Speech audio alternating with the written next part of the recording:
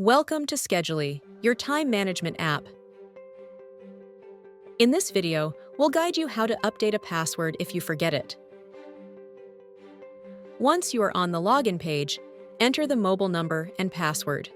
If you have forgotten the password, then simply click on the Forget Password option to reset your password.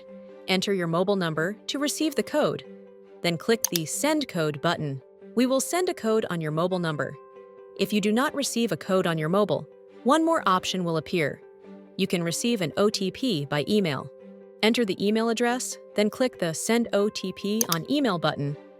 Once you receive an OTP, enter the OTP. Here you can reset your password. Enter the new password and confirm. Once you enter the new password, click the Update Password button. That's it. You have successfully updated your password. Thank you for watching. If you found this video helpful, don't forget to like, share, and subscribe for more tutorials. See you in the next video.